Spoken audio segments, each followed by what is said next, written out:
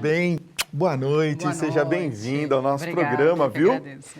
Fabiola, olha, você é diretora do IBTA. O que é o IBTA? O BTL é um centro universitário aqui em São Paulo e nossa especialidade é na área de tecnologia, né? Nós estamos sediados ali na região da Avenida Paulista, indo para uma nova unidade agora já no segundo semestre, justamente para conseguir adequar esse mundo novo da tecnologia dentro da nossa instituição. Quem tem mais dificuldade hoje para lidar com a tecnologia? São as pessoas que têm mais idade ou os mais jovens? Os mais jovens, eu brinco que eles nascem com um chip já, né?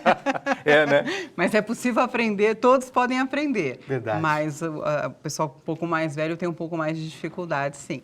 Precisa ter a vontade para aprender. Pois é, e a disponibilidade também, né? Sim, A sim. gente tem que ter essa disponibilidade. Aliás, atualmente nós vivemos, né, de tecnologia. A educação está também precisando se adaptar a essas mudanças. Nós vamos aposentar de vez a lousa e o giz ou não? Na minha opinião, não. E torço para que não, enquanto pedagoga, Pois né? é, né? Mas nós precisamos juntar a lousa e o giz às novas tecnologias, né? É preciso, é um caminho sem volta, né? A tecnologia, ela já caminhou, o mundo todo já trabalha com isso. Então, o que nós precisamos agora é adaptar as nossas instituições de ensino e trazer a tecnologia como uma ferramenta importante no processo de ensino-aprendizagem. Tá. Qual que é a importância, então, dessas novas tecnologias na sala de aula? Como que você vê essa inserção da tecnologia? Os jovens hoje, eles são muito conectados. Eles fazem várias coisas ao mesmo tempo. Eles usam a internet para ler, para ouvir música, para aprender coisas. Então, a importância é que a gente traga a tecnologia para a sala de aula com esse objetivo, de falar a mesma língua que ele, né? Esse modelo tradicional de todo mundo sentado, só ouvindo o professor falar, ele não cabe mais. Esse jovem hoje não consegue mais lidar com esse modelo. E a tecnologia pode trazer uma coisa muito bacana, que é uma interação maior entre o aluno e o professor, além da avalanche de possibilidades de pesquisa e de aprendizado que ela traz. Pois é, ó, nós estamos ao vivo, são 8 horas 42 minutos para todo o Brasil. Eu quero que você participe com a gente. Por favor, Tiago, coloca para a gente aqui o nosso WhatsApp. É 11 95033 6870. 95033 6870. Você pode fazer sua pergunta, a sua interatividade, a sua participação. O WhatsApp está aqui na minha mesa e nós vamos fazer a sua pergunta para a nossa convidada e para os demais convidados também dessa noite. Eu queria falar sobre um assunto que a gente sabe quais são as deficiências que nós temos hoje no corpo docente no Brasil. Mas os professores, acredito eu que com esse dado que você está trazendo para nós a respeito dos alunos estarem praticamente 100% conectados, de que eles tenham que fazer algum tipo de reciclagem ou aperfeiçoamento. Como que você vê esse trabalho sendo executado com o corpo docente aqui no Brasil? Ele tem que ser uma parceria entre o corpo docente e as instituições de ensino, né? Tá. Então, por exemplo, nós no Centro Universitário IBTA, nós proporcionamos treinamento para os nossos professores. O professor de hoje, na maioria das vezes, ele foi formado no modelo tradicional. Tá. E nós queremos agora que ele inove, que ele trabalhe com tecnologia, que ele trabalhe com metodologias ativas. Nós precisamos ensiná-lo, o professor precisa virar aluno nesse momento. Então, o ideal é que as instituições proporcionem treinamento para os seus professores, né? Porque usar a tecnologia de forma adequada não é só levar um tablet para uma sala de aula, só levar um smartphone ou um computador. O que a gente vai fazer com isso lá dentro, né? Ele não pode ser olhado só como um aparelho. Eu ter o aparelho não significa que eu estou usando a tecnologia de forma adequada. Tá. Então, a gente precisa ensinar esse professor. E os professores que têm uma vontade maior também de interação com isso, hoje existem cursos, né? Existem MBAs já focados em tecnologia educacional para que eles possam também caminhar a favor aí de toda essa mudança. Uma coisa que você comentou a respeito dos smartphones, eu vejo que algumas escolas, elas têm feito o quê? Olha, vamos proibir a utilização do smartphone na sala de aula. Isso não parece ser um método muito radical para o tempo que estamos vivendo? Não seria melhor se a gente integrasse professores, alunos e utilizassem o smartphone de uma maneira mais divertida, mais lúdica? Eu acho fantástico isso. Acho que tudo que é pactuado dá certo, né? A proibição normalmente ela acontece por quê? Porque o professor fala, mas o meu aluno fica o tempo inteiro no WhatsApp, ou no Facebook, ou em qualquer outra rede social. Tá. Faça o seu aluno usar o smartphone sem ser o WhatsApp ou rede social. Existem vários programas hoje, muita coisa free, muita coisa... Aplicativos, muitos né? aplicativos, muita coisa gratuita, que elas podem auxiliar a sua aula e o aluno usa através do smartphone. Então, te dá uma integração maior, você faz quiz em sala de aula, você faz pesquisa com resultado ao vivo. Essa proibição, ela não é legal. Eu acho que tem que existir um pacto com o aluno, porque tem aquele momento que o professor está trabalhando muito mais a fundamentação e é legal que o aluno esteja olhando, né, e prestando atenção nisso. Mas se o professor pactuar isso, é muito bacana e ele pode fazer do smartphone um grande aliado a ele. A aula dele pode ficar muito mais gostosa. Olha, tem uma pessoa que está escrevendo para a gente aqui, precisa colocar o nome de vocês, tá? Coloquem o nome, por favor, e de onde vocês estão falando. Boa noite, Fábio. Por gentileza, pergunte à entrevistada se a escola deve, então, deixar o aluno usar o celular, uma vez que tem uma lei que proíbe. Eu não sabia, tem uma lei que proíbe a utilização do celular? Não conheço. Eu também não conheço essa lei. Então, seria importante que você até citasse para a gente qual que é essa lei. Tem um pessoal que está assistindo a gente lá em Santa Isabel do Pará. Obrigado pelo carinho da sua audiência. Tem também o Carlos, que está nos assistindo e pergunta o seguinte: por que a maioria das vezes é empregada a tecnologia nas escolas somente nas particulares e não nas públicas? A gente tem um problema social no país ainda, delay, né? Delay aí, né? Existem algumas iniciativas públicas para que a gente consiga trabalhar de uma maneira diferente. O próprio Ministério da Educação, há pouco tempo, há menos de um mês, assinou um projeto para se integrar com o terceiro setor, para trazer a inovação da sala de aula. Mas, de novo, eu entendo que o que falta, e aí as públicas precisam muito disso, é proporcionar uma reciclagem primeiro para o professor, para que o professor consiga trabalhar de forma adequada com a tecnologia em sala de aula.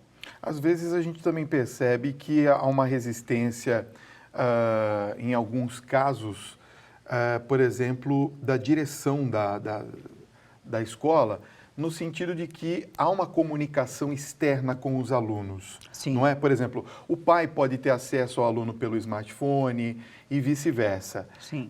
Eu não vejo isso também como um grande problema. E acredito que, a nível de um olhar mais educacional, isso não seja um problema, não é? Eu creio que não, se a escola tiver um canal adequado de comunicação com os pais. Entendi. Entendeu? Então, assim, se o pai busca uma outra maneira de se comunicar com a instituição, é porque a instituição está sendo falha nisso. Mas se a gente tem um canal adequado de comunicação com os pais, eu não vejo um problema. Mas, de novo, eu acho que é uma evolução, a tecnologia, o uso da tecnologia, ela é uma evolução que não depende mais da opção da escola. Entendi. Ela já aconteceu, já né? Ela faz parte da sociedade, ela faz parte do mundo todo. Então, o que a gente tem que fazer disso algo ao nosso favor, não contra. Sabe por que eu comentei isso, Fabiola? Pelo seguinte: na escola da minha filha, por exemplo, uma das amigas dela passou mal e ela sacou o celular de dentro da mochila e ligou para a mãe. Falou: mãe, estou passando mal, vem me buscar. A mãe apareceu na porta do colégio, a direção falou: opa, peraí, como é que é esse negócio? Como é que você está sabendo que a sua filha... Né? E aí veio todo esse mal-estar. Então, normalmente, é algo que a gente precisa conversar entre pais e conversar mestres, com os alunos sobre quais são as regras. Né? Sim, então, pessoal, a gente vai usar isso para usar é. os aplicativos, mas olha, se vocês passarem mal, a primeira coisa que vocês têm que fazer é conversar com o professor. Se tiverem algum problema, qual é o canal dentro da escola? Dentro da escola. Porque dependendo da faixa etária, é normal que eles queiram primeiro correr para o pai e para a mãe. É verdade. Né? Então, tem que abrir o jogo com essa molecada, falar, olha, a gente permite, mas dentro de determinadas regras. Porque se você abrir também e não regrar isso, eles vão ficar brincando de joguinho. Olha, a Geisa, obrigado, viu, pela resposta de vocês. Mostra que nós estamos ao vivo, hein? A Geisa é de Ourinhos, ela que falou sobre a lei, ela mandou pra gente o decreto 52625 de 15 de janeiro de 2008. Eu não sabia. Obrigado pela sua informação, viu, Geisa? Vamos pesquisar sobre esse assunto. Fabiola, nós estamos com um papo muito gostoso, eu quero que você continue participando. Eu vou dar um recadinho, volto daqui a pouquinho para a gente continuar esse papo. Olha, Fabiola, eu queria falar sobre aqueles jogos que nós encontramos muitas vezes nos computadores, jogos que são utilizados até dentro da sala de aula. Eles são tratados hoje como ferramentas pedagógicas? Sim, eles são tratados como ferramentas pedagógicas. Existem algumas pessoas que ainda acham que não, mas a gente precisa lembrar uma coisa. Desde há muitos anos atrás, a gente utiliza jogos nas escolas desde a da alfabetização. A gente agora só colocou os jogos de uma maneira mais lúdica e trouxe ele para dentro da tecnologia. Então, eles ajudam muito no desenvolvimento de várias habilidades, eles tornam o aprendizado mais lúdico, mais prazeroso, e os jogos, eles têm uma coisa interessante, porque eles agradam as crianças que estão na alfabetização, como os adultos que estão fazendo uma pós-graduação. Então, nós utilizamos jogos, inclusive, em cursos de pós-graduação. Os jogos também são utilizados como simuladores, eles simulam situações reais para que os alunos possam testar. Então, eles são, sim, uma ferramenta fantástica em sala de aula. Tem gente que ainda acha que o professor está matando aula, está ensinando nada, está só deixando as crianças jogarem. Ainda tem muito dessa cultura, né? Ainda tem essa cultura. O que vale, eu acho que é o professor deixar claro, quando a gente está falando do ensino superior, da graduação, da pós-graduação, ele tem que deixar claro para os seus alunos o porquê que ele está inserindo aquele jogo, qual é o objetivo dele com isso. E se for bem aplicado, se os alunos perceberem os resultados, eles vão compreender que não estão matando tempo. E se for no ensino médio, no ensino fundamental, precisa deixar claro para os pais. Por que a gente está utilizando isso, qual é o nosso objetivo, qual é a base pedagógica desses jogos. Porque hoje tem um desenvolvimento muito grande em cima disso, com metodologia, com estudos por trás disso. Tá. Olha, tem muita gente fazendo perguntas aqui sobre a questão da idade. Eu separei uma aqui da Janete da Silva, de Estação Rio Grande do Sul. Um beijo para vocês do Rio Grande do Sul. Ela fala assim: Fábio, pergunte, por favor, para a Fabiola, a partir de que idade é sugerido o uso dessas tecnologias e até mesmo do celular nas escolas? Tem uma idade específica? Na minha opinião, a grande questão não é a idade. Assim, existem várias discussões sobre isso, né? Inclusive, médicos discutem muito. A partir de que idade a gente deve deixar nosso filho utilizar um smartphone, principalmente? Né? No caso da medicina, eles indicam mais ou menos a partir dos 2 anos de idade, né? Por um período curto. Porque senão a molecada também acaba acostumando com tudo muito no automático. Então, eles precisam aprender a desenvolver algumas coisas. É como escrever, tem que aprender a escrever primeiro, depois vai para o Word, que corrige sozinho. Então, não tem uma idade correta. Claro que quanto mais novo, mais atividades lúdicas, desenvolvimento de coordenação motora, ele é melhor fora do uso da tecnologia.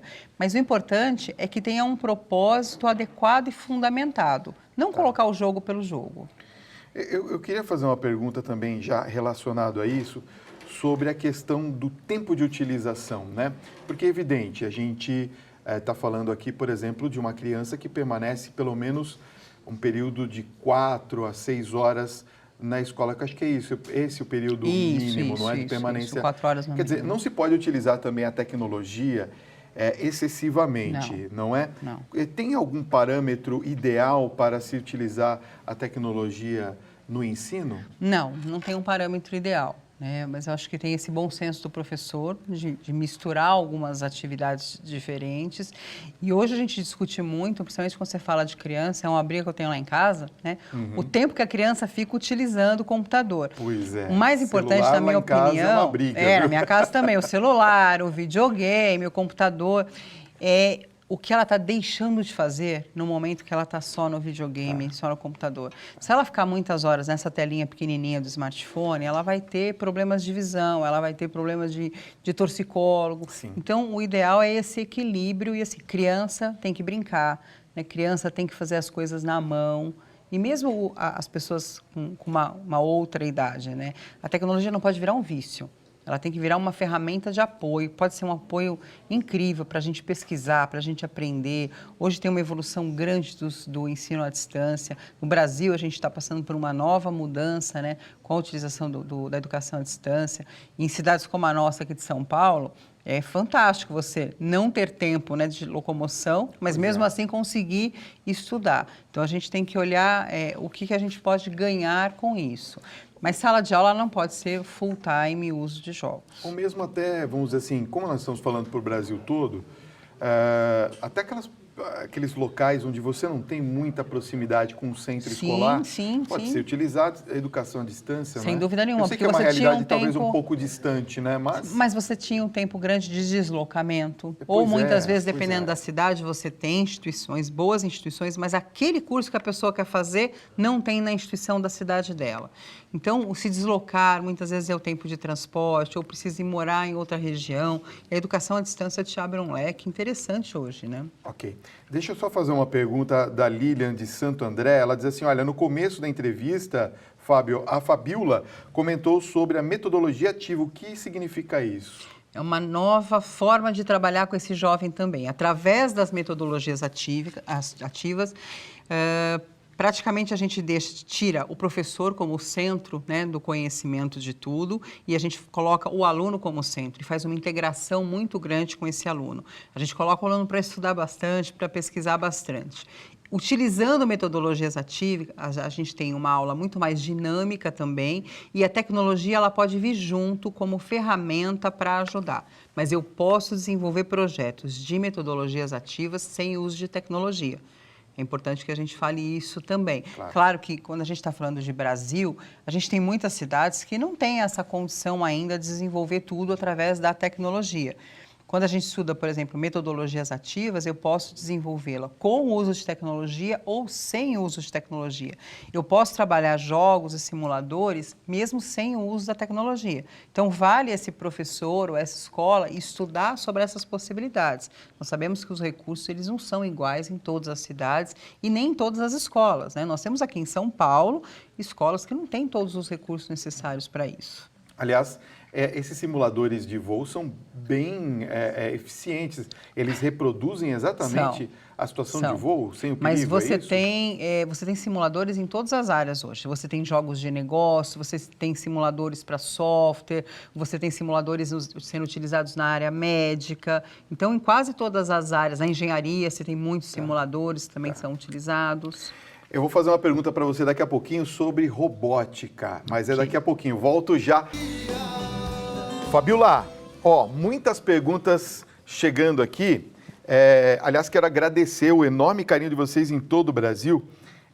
Eu vou fazer uma pergunta sobre a questão da robótica, porque eu percebi, inclusive, minha filha está fazendo robótica e mexe bastante com a mente, né? Quer dizer, ela estava até, de certa forma, ela é muito inteligente, mas assim, indo um pouquinho abaixo da expectativa na matemática, e aí com a robótica a gente percebeu que ela melhorou. Por que isso, hein? Esse tipo de tecnologia também ajuda? Ajuda. Sua filha tem quantos anos? Tem 10 anos. Tem 10 anos, então. Fica muito mais gostoso aprender matemática assim, né? Não é? A robótica, por exemplo, você está usando princípios da matemática, da física, da tecnologia, né? Nos cursos, por exemplo, do IBT, a gente usa muito isso, né? O aluno aprende a construir um robô, ele aprende a programar um robô, ele aprende cálculos para utilizar nesse projeto como um todo. É uma área que tem muitas competições hoje, então a gente proporciona, por exemplo, muitas competições entre alunos da mesma turma, entre turmas. Então você torna o aprendizado muito mais lúdico. E o interessante desse tipo de projeto, como o de robô, é que você concretiza o aprendizado. Muitas vezes, principalmente as pessoas mais jovens, eles falam assim, mas eu vou aprender isso daqui para quê? Eu nunca vou usar isso, né? E ele entende o porquê que ele vai usar, como que ele vai usar. É uma forma fantástica de você concretizar o aprendizado. Quero agradecer a Bia de Belém do Pará, que também mandou aqui uma pergunta. A Juliana de Brasília está nos assistindo, Fabiola, ela está perguntando assim, boa noite, Fábio, gostaria de saber se a utilização, por exemplo, de slides e outros recursos nas aulas poderiam acabar dispersando um pouco os alunos que têm mais dificuldade de concentração. Sim, pode, principalmente se você utilizar somente isso. Eu sempre falo assim... Não pode ser só essa ferramenta. Não pode ser só essa ferramenta, porque ela acaba sendo uma ferramenta cansativa. Todo mundo quieto e a gente passando um slide atrás do outro. Se a gente pensar em faculdade, por exemplo, você pega o público noturno, que já vem com uma carga de trabalho, de condução, de trânsito, a gente diminui a luz e fica só passando slides. Isso cansa um pouco. Então, a interação do professor e a utilização de outras metodologias, elas ajudam muito na concentração dos alunos. Olha, nós temos mais um minutinho da nossa conversa. Eu queria te fazer uma pergunta. Acho que eu não vou te pôr em saia justa, não. Ai, meu Deus. Qual que é o principal desafio que a gente tem a partir desse momento com relação à tecnologia e à educação aqui no país? Aqui no país, eu acho que é a gente conseguir acompanhar toda essa mudança da tecnologia, ao mesmo tempo que a gente consegue treinar os nossos professores e trazer essa evolução toda para dentro de sala de aula. E isso a gente não pode esquecer que a escola está formando quem? Ela está formando todos os profissionais que estão no mercado. Então, se a gente tiver no Brasil profissionais bem formados, a gente vai ganhar, enquanto país, um poder de desenvolvimento muito maior. Às vezes a gente escuta tanto dizer que existe o desemprego e existe vagas que a gente não consegue preencher no mercado, né? Existem indústrias, empresas que ainda buscam profissionais lá fora. Então, o que a gente não pode esquecer é isso, a educação ela é a base, parece medíocre falar isso, mas ela é a base. Então, a gente precisa conseguir projetos, né, políticos para que rapidamente a gente consiga trazer para as escolas públicas isso tudo, para que a gente consiga formar pessoas que consigam também trabalhar com a tecnologia. É um outro grande desafio. Quem não conseguir aprender agora através da tecnologia não vai conseguir lá na frente trabalhar com tecnologia. E aí, que empregabilidade a gente vai fornecer para os nossos alunos? Fabíola Pimentel, diretora acadêmica do IBTA, obrigado pela sua presença nessa noite. Eu espero que quando a gente repatriar aqueles 300 bilhões que a gente viu ontem que a gente invista em saúde e em educação. Educação, né? Principalmente. Exatamente. Obrigado pela sua presença, viu?